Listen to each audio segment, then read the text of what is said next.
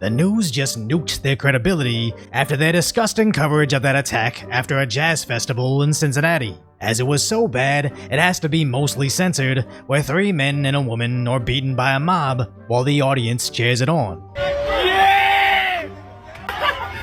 Goldie! Goldie! Sleep him again. Boom! Ooh! Ooh! I got that too.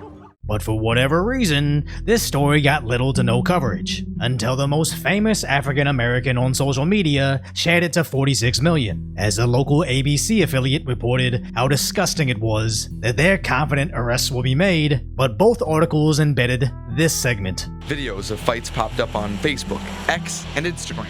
The video appeared to show a crowd attacking a man and then a woman being knocked unconscious. Cincinnati police have not yet said what may have caused the violence. I reached out to Cincinnati police asking if they have any updates on what happened near this intersection Saturday morning or if any possible arrests have been made.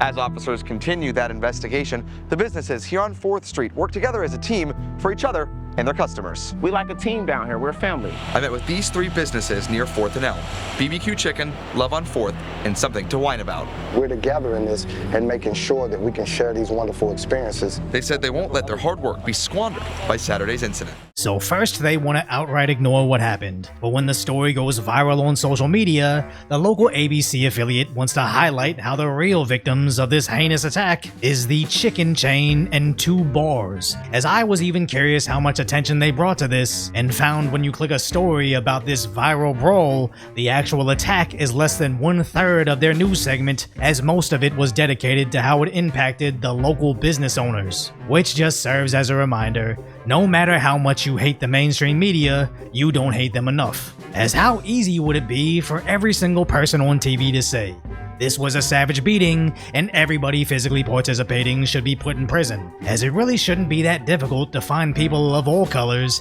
to condemn that level of violence. But no, it almost seems like this segment is scared to acknowledge how horrible this was, as for some reason, Vice President J.D. Vance very quickly stated the obvious. A group of people who attacked a couple folks on the street in Cincinnati. What I saw is a mob of lawless thugs beating up on an innocent person, and it's disgusting, and I hope every single one of those people who engage in violence is prosecuted to the full extent of the law. And they will be. The local Republican senator called out Cincinnati's mayor for staying silent on this, as the Assistant Attorney General then stated they will closely monitor how the local authorities handle this attack. And what was missing from ABC's segment is how the NBC affiliate shared what the vice mayor had to say. You know, we talk to our teens about, not fighting and how to get along, how to de-escalate. And then you have adults out here just showing bad behavior. They even quoted her saying this was adults out there showing bad behavior. Now, I'm not saying a mob mercilessly beating people while recording and laughing isn't bad behavior. It's just insane to brush off a mob mercilessly beating people while recording and laughing as just bad behavior. And when the mayor finally made his statement 2 days late, he just said he was outraged by this vicious fight. This isn't who we are. He believes arrests will be forthcoming, closing out with a list of events that are occurring in his city. I legitimately can't understand how hard it is to simply condemn the attackers and recommend they serve long prison sentences to protect people of every color. It took that guy 200 words to awkwardly dance around the fact that 4 of his own citizens were horrendously beaten on his streets. Because when that happens, nobody cares about how their baseball team, their Kirkland brand basketball league, or the local chicken chain is impacted by this attack.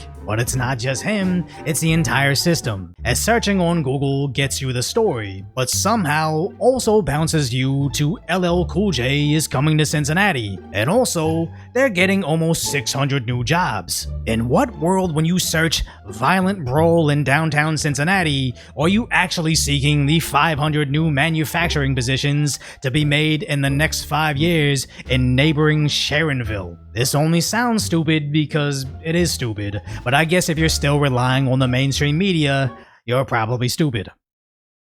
So if you appreciate my concise, lighthearted commentary on the tragic status that is today's reality, subscribe to Decoy Voice.